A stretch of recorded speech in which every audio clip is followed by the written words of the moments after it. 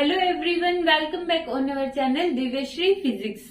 तो आज के लेक्चर में हम स्टार्ट करते क्लास 12th का लेक्चर नंबर 4, जिसमें हम स्टडी करेंगे affect of temperature on resistance. Means जो टेम्परेचर है उसके अकॉर्डिंग रेजिस्टेंस कैसे चेंज होता है।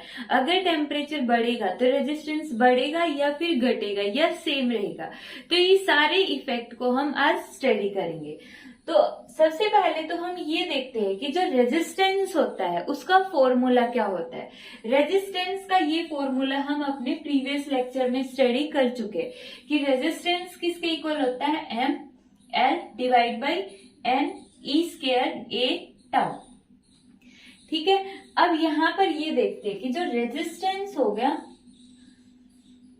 वो किन किन फैक्टर्स पर डायरेक्टली डिपेंड कर रहा है। मास, ये किसका पे जो रेजिस्टेंस है उसके अंदर जो मास है वो भी कांस्टेंट है, लेंथ भी कांस्टेंट है, चार्ज ऑन इलेक्ट्रॉन भी कांस्टेंट है और एरिया भी कांस्टेंट है।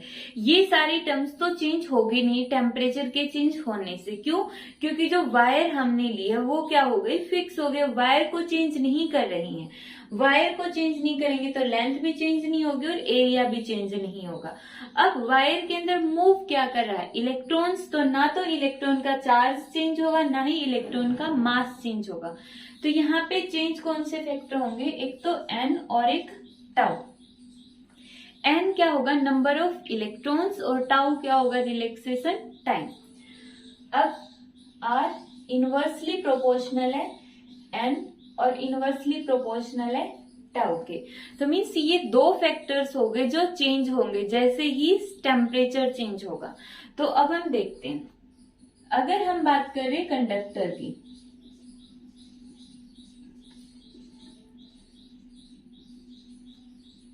कंडक्टर के अंदर अब टेम्परेचर बढ़ रहा है। टेम्परेचर को हम मान लेंगे टेम्परेचर इंक्रीज हो रहा है। कंडक्टर में अगर टेम्परेचर बढ़ेगा तो क्या इफेक्ट पड़ेगा, कंडक्टर में क्या होगा, बहुत सारे फ्री इलेक्ट्रॉन्स हैं, बहुत ज्यादा हाईली लार्ज अमाउंट में फ्री इलेक्ट्रॉन है। यहाँ पे क्या हो गई, large amount of free electron. कितनी लार्ज अमाउंट में प्रेजेंट है, 10⁻29 इलेक्ट्रॉन पर metre cube. Means 1 metre cube में 10⁻29 इलेक्ट्रॉन्स हैं। तो यहाँ पे ये देखो कि इन इलेक्ट्रॉन्स की जो अमाउंट है वो क्या हो गई, बहुत ज्यादा हो गई। अब जैसे ही टेम्परेचर बढ़ेगा तो मेटल के अंदर जो बॉन्ड्स होंगे वो ब्रेक होंगे। क्यों? क्योंकि उनको एनर्जी मिल रही है। जैसे ही हम टेम्परेचर इंक्रीज करेंगे, टेम्परेचर के इंक्रीज करने से जो एनर्जी का फॉर्मूला होता है E is equal to KBT। K Boltzmann constant है, टेम्परेचर बढ़ेगा तो एनर्जी बढ़ेगी। अब कंडक्टर के पास बहुत हाई अमाउंट में एनर्जी मिल रही है तो उसके अंदर जो बॉन्ड्स होंगे वो ब्रेक होंगे। तो टेम्परेचर के बढ़ने से क्या होगा, बॉन्ड ब्रेक होंगे। बॉन्ड के ब्रेक होने से जो एन है, एन क्या होगा, number density of electron increase हो जाएगा, एन इंक्रीज होगा। ये तो ठीक है, एन इंक्रीज होगा, बट अब यहाँ पर देखो एन इंक्रीज हो रहा है और टाउ, टाउ क्या होता है, रिलैक्सेशन टाइम। रिलैक्सेशन टाइम का मतलब ये हमारे पास एक कंडक्टर है, इसके अंदर बहुत सारे फ्री इलेक्ट्रॉन्स प्रेजेंट है। अब एक तो यहाँ पे इलेक्ट्रॉन की कंसंट्रेशन बढ़ रही है। जैसे ही हम टेम्परेचर को इंक्रीज करेंगे इलेक्ट्रॉन की कंसंट्रेशन पहले से भी ज्यादा हो गई है। ठीक है, इलेक्ट्रॉन बहुत बढ़ गए। दूसरा, कंडक्टर के पास अब बहुत हाई अमाउंट में एनर्जी आ गई। तो हाई अमाउंट में एनर्जी आने से जो उस कंडक्टर की जो लेटिस होती, लेटिस वाइब्रेशन स्टार्ट हो जाती। लेटिस वाइब्रेशन जो भी उसकी स्ट्रक्चर होगी, BCC होगी, FCC होगी, जो भी स्ट्रक्चर होगी, अब इसमें वाइब्रेशन स्टार्ट हो जाएंगी। वाइब्रेशंस की वजह से यहाँ पे क्या होगा, कोलिजन बढ़ेगा। मतलब टेम्परेचर के बढ़ने से क्या होगा,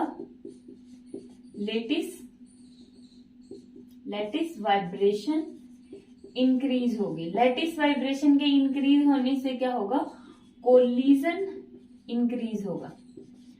कोलिजन बढ़ेगा, कोलिजन अब फास्ट होगा। क्यों? क्योंकि इलेक्ट्रॉन्स बहुत ज्यादा हो गए हैं, तो उनके बीच में गैप कम हो गया। तो रिलैक्सेशन टाइम क्या होता है? बीच के गैप के अंदर जितने टाइम तक इलेक्ट्रॉन फ्रीली मूव कर रहा है, अब ये गैप ही कम हो रहा है, तो इसका मतलब रिलैक्सेशन टाइम कम हो गया। तो कोलिजन के इंक्रीज होने से जो टाउ है वो डिक्रीज हो गया। अब यहां पर देखो, दो फैक्टर्स आ गए। रेजिस्टेंस इनवर्सली प्रोपोर्शनल है एन के, तो एन बढ़ेगा तो रेजिस्टेंस, एन बढ़ रहा है तो रेजिस्टेंस डिक्रीज होगा। ठीक है, ये वाला फैक्टर तो बोल रहा है कि अगर एन इंक्रीज होगा तो रेजिस्टेंस डिक्रीज होगा, और ये वाला फैक्टर क्या बोल रहा है? टाउ। अगर टाउ डिक्रीज होगा, ये टाउ डिक्रीज होगा तो आर इंक्रीज होगा। तो दोनों फैक्टर्स अपोजिट हो गए, एक तो बोल रहा है रेजिस्टेंस बढ़ेगा और दूसरा बोल रहा है रेजिस्टेंस कम होगा। तो यहां से सिर्फ एक ही फैक्टर है जो डोमिनेटिंग है, और वो वाला डोमिनेटिंग फैक्टर है ये वाला कोलिजन वाला फैक्टर। मींस जो कोलिजन वाला फैक्टर है ये डोमिनेट करेगा। क्यों डोमिनेट करेगा? क्योंकि कंडक्टर के अंदर ऑलरेडी बहुत हाई अमाउंट में फ्री इलेक्ट्रॉन्स प्रेजेंट है। अगर उसके बाद बॉन्ड के ब्रेक होने से थोड़े बहुत इलेक्ट्रॉन और बढ़ गए तो उससे इतना ज्यादा फर्क नहीं पड़ेगा एन पर।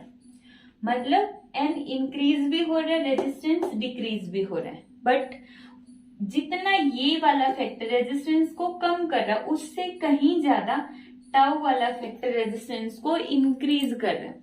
इसलिए इसके अंदर ये वाला जो फैक्टर है ये डोमिनेट कर रहा है, डोमिनेट कर रहा है। और इसकी वजह से हम बोलेंगे कि जो कंडक्टर्स होते हैं उसके अंदर, कंडक्टर के अंदर जैसे ही हम टेम्परेचर को इंक्रीज करते हैं रेजिस्टेंस इंक्रीज हो जाता है। जैसे ही टेम्परेचर बढ़ाएंगे रेजिस्टेंस भी बढ़ जाएगा। किसमें? कंडक्टर्स के अंदर। अब ये जो रेजिस्टेंस बढ़ रहा है इसको हम मेजर कैसे करेंगे?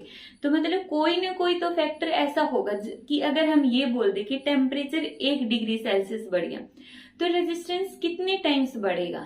अगर दोबारा फिर 1 डिग्री बढ़ा दिया तो कितने गुना बढ़ गया। तो एक फैक्टर आएगा और वही फैक्टर हमें इसके अंदर कैलकुलेट करना है। तो अब हम इसका डेरिवेशन देखते हैं।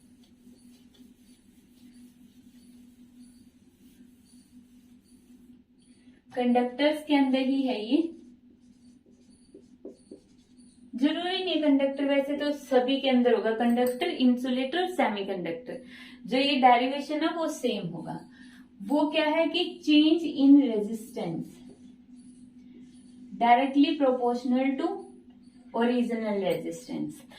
अब इस फैक्टर को समझो, जो रेजिस्टेंस में चेंज आएगा वो किसके डायरेक्टली प्रोपोर्शनल होगा? जो इनिशियल रेजिस्टेंस है।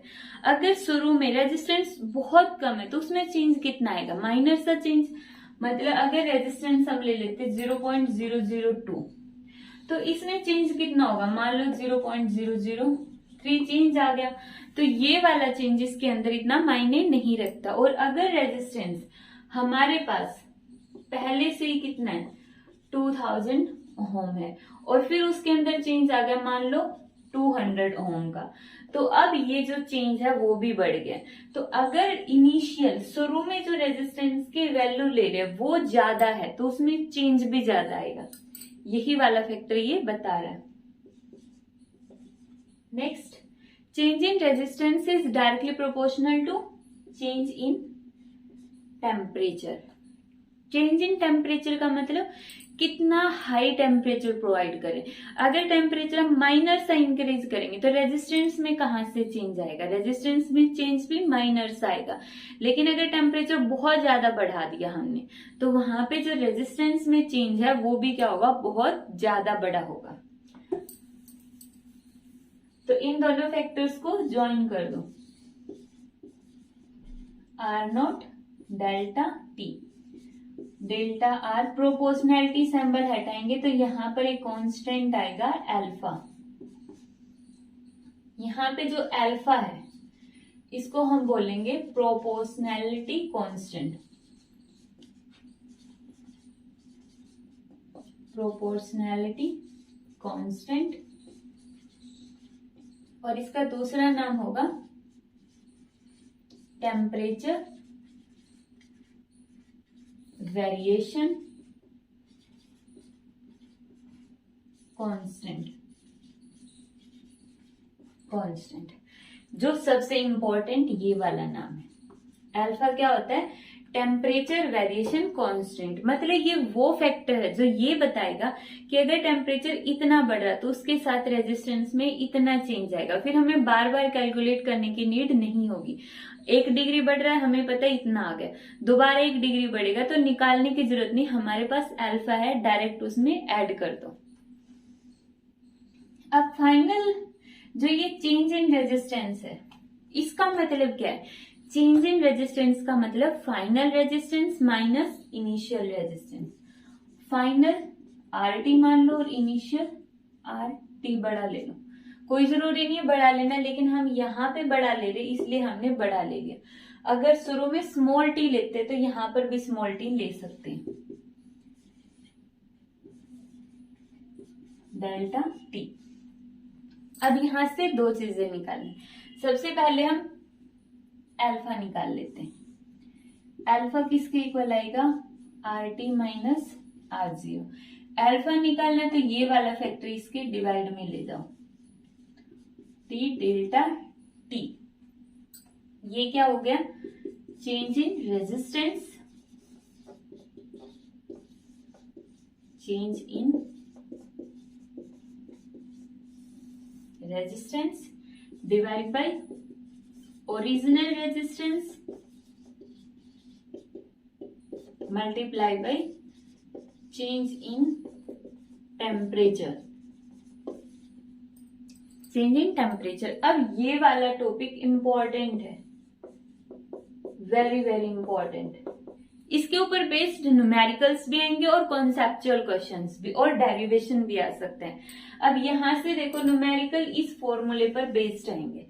अल्फा निकालना हो सकता है, RT निकालना हो सकता है, R0 निकालना हो सकता है, या फिर डेल्टा T निकालना हो सकता है। ठीक है, इसमें बाकी पैरामीटर देंगे और एक पैरामीटर कैलकुलेट करना होगा। तो alpha means temperature variation constant की वैल्यू हमने निकाल ली। दूसरा इसमें एक और फॉर्मूला बन सकता है यहां से। यहां से हम कैसे निकालेंगे? RT। RT का फॉर्मूला मतलब शुरू में रेजिस्टेंस था R0, फिर हमने टेम्परेचर बढ़ा दिया। टेम्परेचर के बढ़ने से उसका जो चेंज इन रेजिस्टेंस है हमें पता चल गया कितना चेंज हुआ।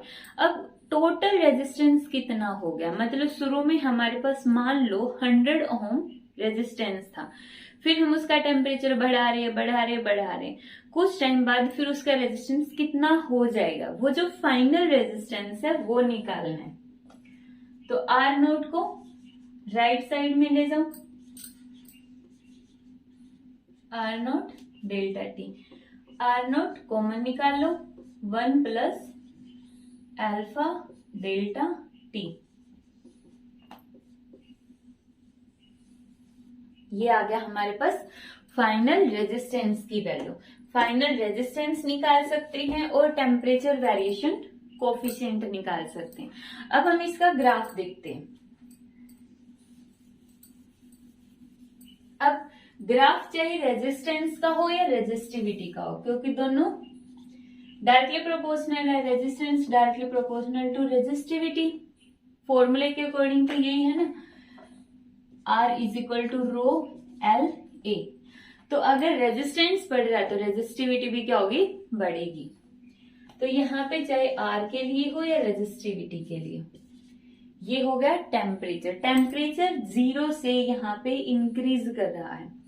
तो जब हम बात करेंगे किसकी? कंडक्टर के अंदर। अगर ग्राफ हम देखते हैं किसमें? कंडक्टर्स में। तो इसको साइड में बना लेते हैं, रब नहीं करना पड़ेगा, तीनों का एक साथ आ जाएगा।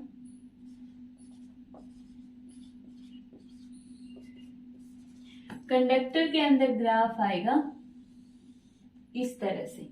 कंडक्टर के अंदर जरूरी नहीं है स्लोप इतनी ज्यादा यहाँ पे बनानी, इसको ऐसे शो कर सकते हैं। ये होगा टेम्परेचर वेरिएशन कंडक्टर का। मतलब शुरू जैसे जैसे टेम्परेचर बढ़ेगा जो रेजिस्टेंस है वो भी क्या होता जाएगा, बढ़ता जाएगा। तो ये हमारा कंडक्टर के लिए ग्राफ है। अब हम देखते हैं सेमीकंडक्टर के लिए। अब यहाँ पे एक और इम्पोर्टेंट पॉइंट है, अल्फा देखो, कंडक्टर के केस में अल्फा पॉजिटिव होगा या नेगेटिव। कंडक्टर में रेजिस्टेंस बढ़ रहा है तो फाइनल रेजिस्टेंस क्या होगा, ज्यादा, तो अल्फा क्या होगा, पॉजिटिव। तो कंडक्टर के अंदर अल्फा कैसा रहेगा, हमेशा पॉजिटिव। अब हम देखते हैं सेमीकंडक्टर में।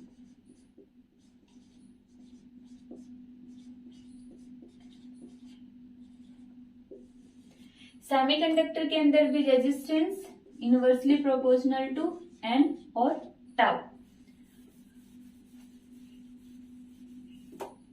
अब यहां पर जैसे देखो कंडक्टर के अंदर तो कौन सा फैक्टर डोमिनेटिंग था, टाउ वाला फैक्टर डोमिनेटिंग था, कि उसमें जो टाउ है वो ज्यादा डोमिनेट कर रहा है। लेकिन सेमीकंडक्टर के अंदर एन वाला फैक्टर डोमिनेटिंग होगा।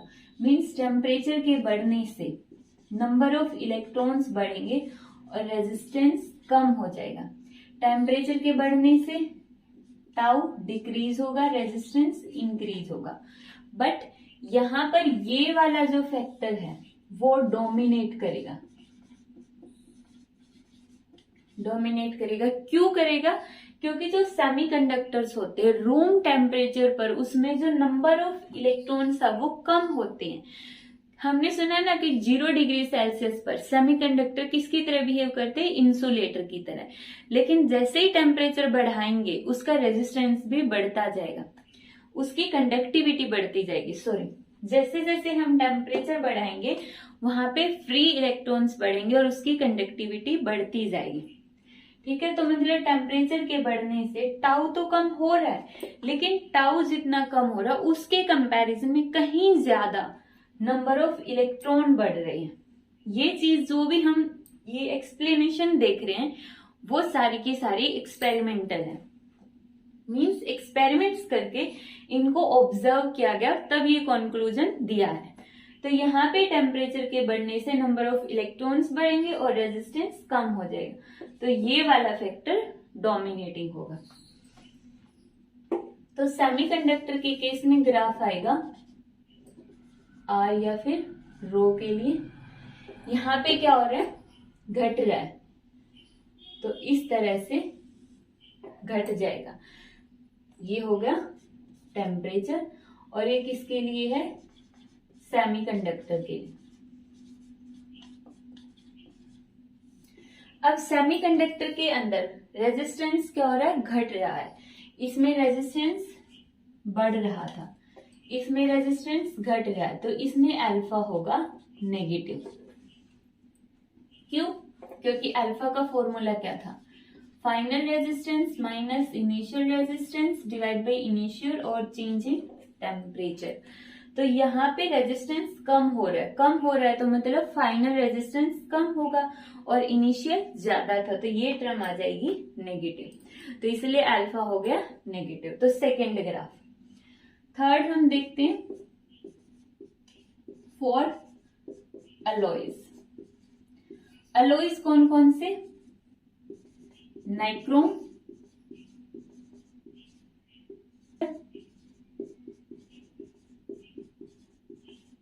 और मैंगानीन।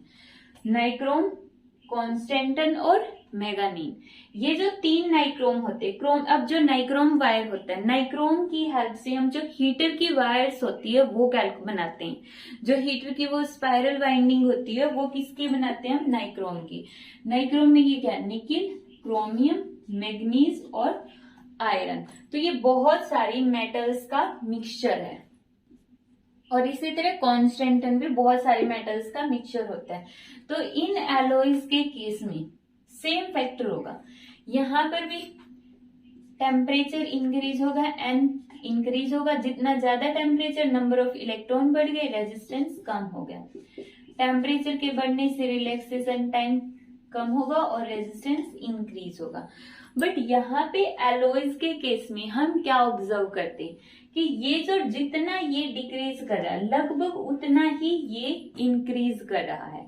तो एक फैक्टर इसमें से रेजिस्टेंस को घटा रहा है, लेकिन दूसरा फैक्टर रेजिस्टेंस को बढ़ा रहा है, लेकिन दोनों एक दूसरे को कंपनसेट कर देंगे और रेजिस्टेंस क्या रहेगा, लगभग सेम। बट हम ये नहीं बोलेंगे कि हमेशा सेम रहेगा। कुछ टाइम बाद क्या होता है, रेजिस्टेंस बढ़ने लग जाता है, मतलब ये वाला फैक्टर डोमिनेटिंग हो जाता है। तो इसका ग्राफ कैसा आएगा हमारे पास, इसका ग्राफ आएगा इस तरह से, लगभग सेम है, लेकिन अगर हम टेम्परेचर लगातार बढ़ाते जाएंगे तो ज्यादा टेम्परेचर होगा तो यहाँ से रिलैक्सेशन टाइम वाला फैक्टर डोमिनेट कर जाएगा और रेजिस्टेंस क्या हो जाएगा, बढ़ जाएगा। ठीक है, तो एलॉयज के केस में हम बोलते हैं कि लगभग जो हमारा रेजिस्टेंस होता है वो सेम रहता है जब तक हम टेम्परेचर को बहुत हाई ना कर दें। अब लास्ट रहता है इंसुलेटर।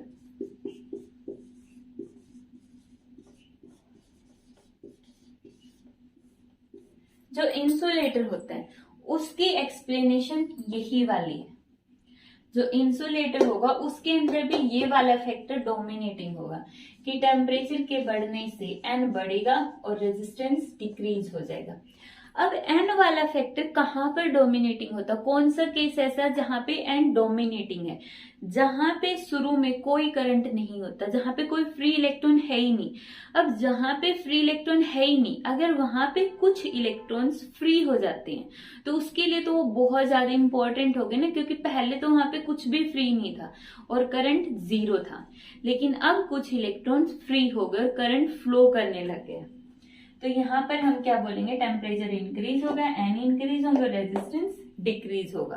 तो यहाँ पर भी ये वाला फैक्टर डोमिनेट करेगा। अब इसका ग्राफ कैसा आता है, अगर इसका ग्राफ मैं इसके साथ ड्रॉ करती हूँ समझाने के लिए, तो ये आएगा, इससे थोड़ा सा ऊपर आएगा, सेमीकंडक्टर का नीचे और इंसुलेटर का थोड़ा सा इससे ऊपर आता है, और इसकी कर्व भी थोड़ी सी कम होती है, इस तरह से होगा। ये इंसुलेटर का ग्राफ होगा, इंसुलेटर का, और ये वाला ग्राफ किसका होगा, सेमीकंडक्टर का। अब इंसुलेटर में भी अल्फा क्या होगा, नेगेटिव, क्योंकि इसमें भी रेजिस्टेंस डिक्रीज हो रहा है। तो आज के लेक्चर में हमने देखा है कि किस तरह से मेटल्स हो गई, मतलब कंडक्टर्स हो गए, सेमीकंडक्टर्स हो गए, इंसुलेटर हो गए और एलॉयज हो गए, नाइक्रोम, कॉन्स्टेंटन और मैंगानीन। अब ये एलॉयज वगैरह किस तरह से टेम्परेचर के साथ इनका रेजिस्टेंस चेंज होता है, और ये टॉपिक बहुत इंपॉर्टेंट है और स्पेशली इसके न्यूमेरिकल्स इंपॉर्टेंट है। तो अब हम इसके एमसीक्यू देखते हैं। आज का हमारा फर्स्ट क्वेश्चन है एमसीक्यू में, how is the resistance depends upon tau. Tau means relaxation time. जो रेजिस्टेंस है वो रिलैक्सेशन टाइम पे कैसे डिपेंड करता है। रेजिस्टेंस का फॉर्मूला क्या होता है, M L divide by N E square tau और ए। तो यहाँ पे रिलैक्सेशन टाइम पर कैसे डिपेंड करता है, इनवर्सली प्रोपोर्शनल।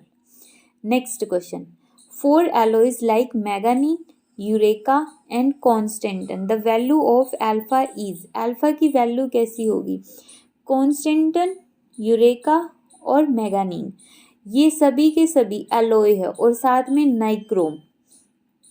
इन सभी के लिए जो अल्फा टेम्परेचर वेरिएशन कांस्टेंट होता है पॉजिटिव होता है और इसकी वैल्यू बहुत स्मॉल होती है, और इसलिए हम इसको बोल देते हैं कि जो एलॉयज के लिए रेजिस्टेंस है वो टेम्परेचर पे डिपेंड नहीं करता है। और इसका ग्राफ कैसा पढ़ा था हमने, लगभग कांस्टेंट और लास्ट में जाके थोड़ा सा ऊपर हो जाएगा। ठीक है, तो क्यों, क्योंकि जो इसकी अल्फा की वैल्यू बहुत स्मॉल होती है, बहुत ही ज़्यादा small. Next, which alloy is used in making heater coil. Heater wires बनाने में, हीटर कॉइल्स बनाने में कौन से एलॉय का यूज़ किया जाता है, नाइक्रोम का यूज़ किया जाता है। नेक्स्ट है, for conductor value of alpha is. Alpha की वैल्यू कैसे होती कंडक्टर में, पॉजिटिव एंड हाई। कंडक्टर के अंदर अल्फा टेम्परेचर वेरिएशन कांस्टेंट कैसा होता है, पॉजिटिव भी और हाई भी। और सेमीकंडक्टर और इंसुलेटर में क्या होता है, नेगेटिव होता है दोनों ही केस में, negative for both. Next question है, identify the material commonly used for making coil of resistance box. जो लैब के अंदर हम पोटेंशियोमीटर का एक्सपेरिमेंट करेंगे वहाँ पे जो रेजिस्टेंस बॉक्स लगे होता है, तो वो जो रेजिस्टेंस बॉक्स होता है उसके कॉइल्स को बनाने के लिए हम कौन से मटेरियल का यूज करते हैं, तो कौन सा मटेरियल होगा, मैग्नीन। मैग्नीन किससे बना होता है, 84% कॉपर, 12% मैग्नीज और 4% निकिल से बना होता है। तो रेजिस्टेंस बॉक्स की जो कॉइल्स होती है किसकी बनी होती है, मैग्नीन की। जो यहाँ पे नाइक्रोम है, नाइक्रोम किससे बना होता है, निकिल, क्रोमियम, मैग्नीज और आयरन। थर्ड एक और इम्पॉर्टेंट है, वो क्या है, कॉन्स्टेंटन। कॉन्स्टेंटन किससे बना होता है, 55%, ये रहा बिल्कुल कॉर्नर में ऊपर, कॉन्स्टेंटन बना होता है 55% कॉपर और 45% निकिल से। ठीक है, तो ये थे हमारे MCQ ऑफ किसके, temperature, effect of temperature on resistance.